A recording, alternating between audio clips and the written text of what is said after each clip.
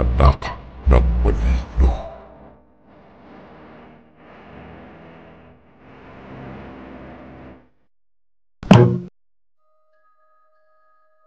'95, Bicol.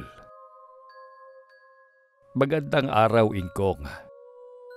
Itago na lamang ninyo ko sa pangalang Bernie. Nais ko rin sanang ibahagi sa inyo ang karanasan ko nung ako ay 8 taong gulang pa lamang. Tungkol ito sa isang kakaibang nilalang na marahil ay hindi gaanong pamilyar sa iba nating mga kababayan. Nais ko rin sanang kapulutan ito ng aral ng inyong masugid na mga tagapakinig, lalo na ang mga kabataan. Karaniwan sa mga Pilipino, lalo na sa mga probinsya, nakalapit bahay lang ng mga anak ang mga magulang nila, kahit pa mayroon na silang sariling pamilya. Hindi sa pagmamayabang, Ingkong, pero paborito ako ng lola ko sa mother's side. 1 taong gulang pa lamang ako noon nang mamatay ang lolo ko. At dahil biyuda na, madalas akong hiramin noon ni Lola Feli para may kasama siya tuwing gabi. Kaya naman lumaki akong makalola. Halos doon na ako tumira sa bahay ng aking abuela kahit pa noong pumapasok na ako sa eskwela. At dahil bihira lamang noon sa probinsya ang mayroong telebisyon, radyo ang nagsilbing libangan namin. Talaga namang nakawiwiling makinig sa mga programa ng isa sa pinakasikat na radio station noon. Mula sa pang-umagang balita hanggang sa kwentong katatakutan sa gabi. Halos hindi ako makatulog noon dahil sa mga nakakatakot na programang pinakikinggan ko. Isang gabi, halos katatapos lamang namin noon na makinig ng radyo ni Lola at naghahanda na kami sa pagtulog. Kaya lamang ay hindi pa ako dalawin ng antok. Hindi mawala sa aking isipan ang napakinggang dula. Kwento yun ng isang dalagang may aswang na manliligaw. Lola, totoo po ba talaga yung mga kwento sa radyo tungkol sa mga aswang, maligno at multo? Oo, apo. Sa maniwala man tayo o hindi, totoong bukod sa atin ay mayroon pang ibang mga nilalang na nananahan dito sa mundo. Ang karamihan sa kanila, bagamat hindi nakikita ng karaniwang mga mata, ay naririyan lamang sa paligid at tahimik na nagmamasid, lalo na tuwing gabi. Binalot ng kilabot ang buo kong sistema dahil sa mga sinabi ni Lola. Halos hindi ko mahila ng maayos ang kumot para ibalot sa buo kong katawan. Kapag ganoong nakakaramdam ako ng takot, ay nagtatalokbong ako. Dahil pakiramdam ko, ay may bubulaga sa aking nakakatakot na mga nilalang, kagaya ng mga napapakinggan ko sa radyo. Pinagtawanan ako ni Lola Feli dahil sa inasal ko. Alam mo, apo, wala ka namang dapat ikatakot, lalo na kung matibay ang pananalig mo sa Diyos. Ang mga nilalang ng dilim kagaya ng mga aswang, maligno at iba pa, katulad natin ay nilalang din sila ng Panginoon. Sila ay dating mga anghel, ngunit sumuway sa Diyos, kaya sila pinarusahan at ibinagsak dito sa lupa.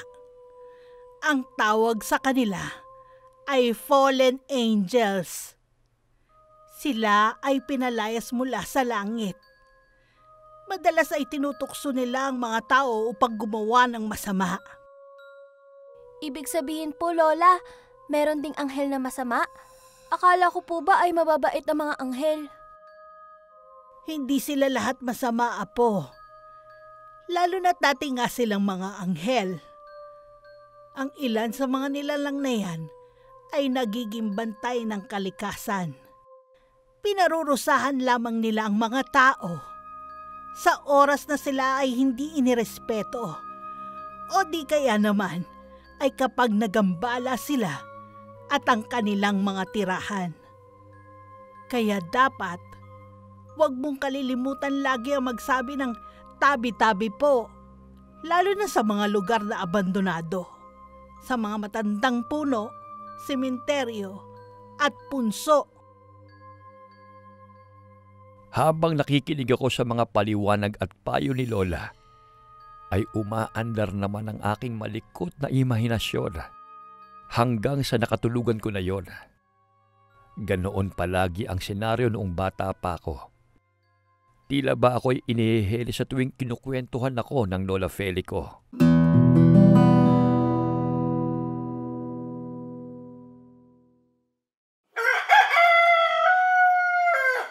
Kinabukasan, habang kumakain kami ni Lola, ng nilagang kamote na inulaman namin ng sinaing na isda, nagulat kami nang biglang dumating si Tatay at humahangos. Para bang meron siyang kung anong kinatatakutan base sa bilis ng kanyang pagtakbo. Ano nangyayari, Alfredo? At parang takot na takot ka. May nakita ko sa gilid ng daan. Sa may damuhan. Para bang sadyang nagbabantay doon. Nakatitig sa akin yun, Nay. At nang tumakbo ako, mabilis niya akong hinabol. Gamit lamang ang kanyang mga kamay. Ang mga paa niya ay nakaangat sa ere. Kitang-kita ko ang labis na pagkasindak sa mga mata ng aking ama. At nang muli akong bumaling kay Lola, tumambad naman sa akin ang nag-aalala niyang mukha. Ang nakaengkwentro mo, Alfredo, ay isang bugsok. Bugsok? Anong klaseng nilalang yun, Nay? Si Tatay ay hindi lehitimong taga Bicol. Nakilala siya ni Nanay noong nagtrabaho ito sa syudad. Kaya hindi pamilyar si Tatay sa mga kakaibang nilalang sa mga lugar na katulad ng aming probinsya. Pumasok ka na muna rito sa loob at ikandado mo ang pintuan, Bernie. Bigyan mo muna ng tubig itong tatay mo nang kumalma kahit papano. Agad naman akong tumalima sa utos ng aking abuela. Nang kalmado na si Tatay, nagsimula nga magkwento sa amin si Lola tungkol sa isa sa mga nilalang ng dilim, ang bugsok.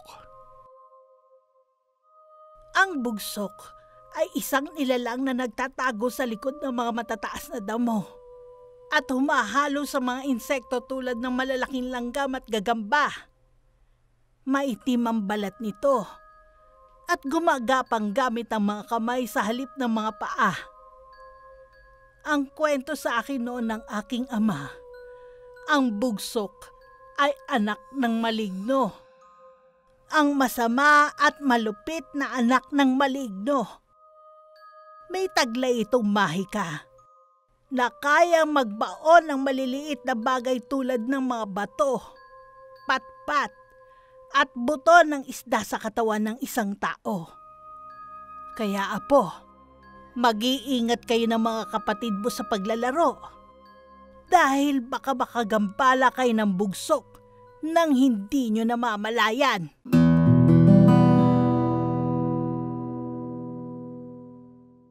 Isang linggo makalipas ang naging engkwentro ni Tatay sa nilalang na kung tawagin ni Lola ay bugsok. Biglang nagkasakit ang pinsang kong si Joey. Noong una, ay inakala naming nabalian lamang siya ng buto dahil sa paglalaro, kaya sumakit ang kanyang binti. Ngunit ng ilang araw nang lumipas at hindi pa rin nakabangon sa higaan si Joey, ay nag-alala na kami. Lalo na ang mga magulang ng aking pinsan. Agad nilang isinangguni kay Lola Feli ang kalagayan ni Joey. Pero nang puntahan ni Lola ang pinsan ko para sana hilutin, nagimbal siya nang tumambad sa kanya ang kakaibang kondisyon ni Joey. Diyos ko, hindi niyo sinabi sa akin na ganito na pala ang kalagayan ng aking apo. Maging ako ay hindi halos makapagsalita ng mga oras na yon Habang titig na titig ako sa aking pinsan, mula sa tuhod pababa ay lumaki ang kanyang mga binti. Umiiyak din siya dahil sa nararamdamang matinding sakit. Noon ko lamang naisip na nagsimula ang sakit ni Joey pagkatapos naming maglaro sa isang bakanteng lote na napapaligiran ng mga talahib. Likas na matigas ang ulo ng pinsang kong yun. Kaya kahit ilang beses namin siyang pinaalalahanan na magtabi-tabi po, ay tinawanan niya pa kami. Hindi raw kasi siya naniniwala sa mga multo, aswang at maligno. Dahil sa awa at pagnanais kong matulungan ng aking pinsan, ikinuwento ko kay Lola ang tungkol sa huling paglalaro namin kasama si Joey. Yan na nga ba ang sinasabi ko sa inyo eh. Matuto kayong irespeto ang kalikasan dahil hindi lamang tayo may karapatang manirahan sa mundong ito. Malakas ang pakiramdam kong pinarusahan si Joey ng anak ng maligno. Nakapinsala siya ng bugsok ng hindi niya namamalayan. Kaya ngayon pinarurusahan siya. Bumakas sa mukha ng mga magulang ni Joey ang matinding takot. Ganon din kina nanay at tatay na noon ay napasugod din sa bahay nila Joey. Si Lola Feli naman ay kakikitaan ng labis na pag-aalala. Kailangan makahanap tayo ng mahusay na albularyo bago pa mahuli ang lahat. Ano bang mangyayari sa anak namin kapag hindi siya nagamot ng albularyo? Mapipilitan na siyang maglakad gamit ang kanyang mga kamay. Ang mga paa niya ay nakataas sa ere. Kapag nangyari yon, tuluyan na magiging bugsok si Joey. Isang bagong bugsok. Hindi. Diyos ko, huwag niyo pong pabayaan ang aming anak.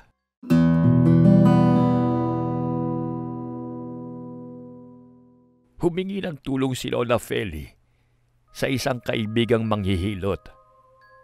Pero ayon sa matanda, malayo raw ang tirahan ng kakilala nitong mahusay na albularyo. Kaya sa halip ay sinamahan niya si Lola sa kaibigan niyang mangluluop. Ang mangluluop ay isang espesyalista upang malaman ang sanhi ng isang karamdaman sa pamamagitan ng ritual na luop. Kabilang sa ginagamit ng mangluluop sa ritual ay ang kalanghuga, isang klase ng shell mula sa tubig tabanga o tubig alat para umano manghina ang mga masasamang elemento. Gumagamit din sila ng benditang palaspas, uling mula sa baon ng nyog, tingting at isang lata. Pagdating sa bahay ni na Joey, nakiusap ako kay Lola na huwag akong palabasin dahil gusto kong masaksihan kung paano gagamutin ng manluluop ang pinsan ko.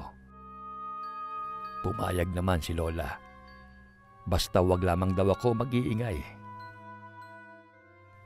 Ang mangluluop na kasama nila ay isang matandang lalaki na nasa 70 taong gulang na ipinakilala ng manghihilot bilang si Lolo Antonio.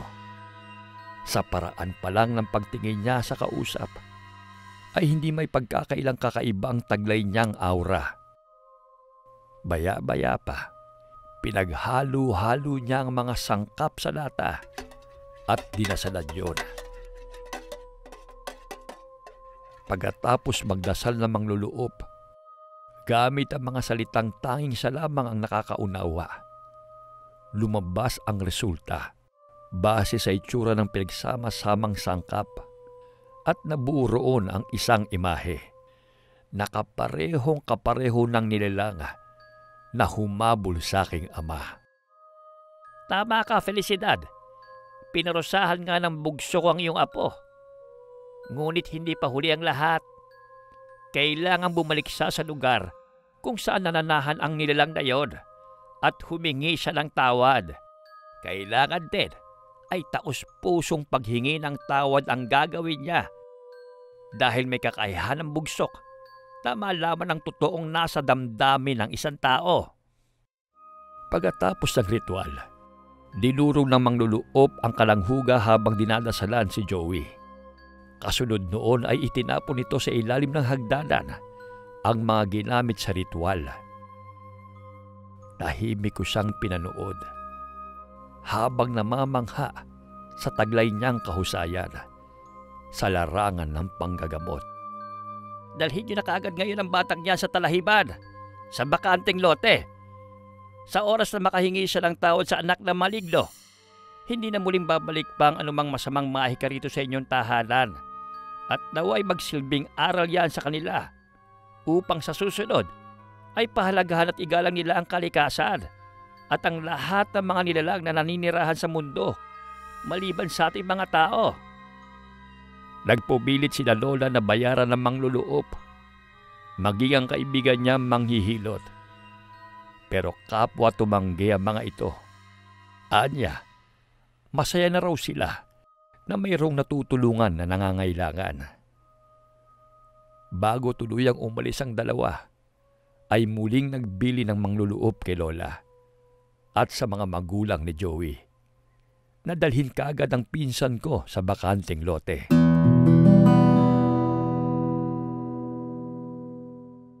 Alam kong naririnig mo ko mula sa kaibuturan ng aking puso. Humihingi ako ng kapatawaran sa nagawa kong paggambala sa iyo. Nangangako rin ako na mula ngayon ay hindi na magiging matigas ang aking ulo at pahalagahan ko na at igagalang ang inang kalikasan. Makalipas ang ilang segundo ay napansin naming lahat, kabilang na si Joey, ang tila paggalaw ng mga talahib. Bagamat wala kaming ibang nakita, nakatitiyak kaming senyalis yun na narinig na nga ng bugsok si Joey at tinanggap ng nilalang ang paghingi ng tawad ng aking pinsan. At maya-maya pa, nakangiti kong pinagmasdan ang maliliwanag na ekspresyon ng mukha ng aking mga kasamahan. Tumingala ako kay Lola at magkahawak kamay kaming naglakad kasunod ng aming mga kasama, habang kapwa may nakapaskil ng ngiti sa aming mga labi. Pinauna namin si Tio Abner na may karga kay Joey. Hindi pa bumabalik ang mga binti niya sa dati, pero nawala na raw ang sakit. Umusal ako sa isip ng pasasalamat sa Panginoon, gaya ng itinuro sa akin ni Lola. Mabuti na lamang talaga at hindi pa huli ang lahat para sa pinsan ko. At nakatagpo kami ng taong ginamit niyang instrumento upang mailigtas si Joey na hindi maging isang bugsok. Panatag ang loob ko na paggising namin kinabukasan, magaling na ang mga paa ng aking pinsan at makakapaglaro na kaming muli kasama ang aming mga kaibigan. Mula rin doon, naging maingat na kami. Tuwing magagawi sa mga lugar na sa tingin namin ay may lihim na nagbabantay, katulad ng bakanteng lote na paborito naming puntahan, kung saan meron palang naninirahan na anak ng maligno.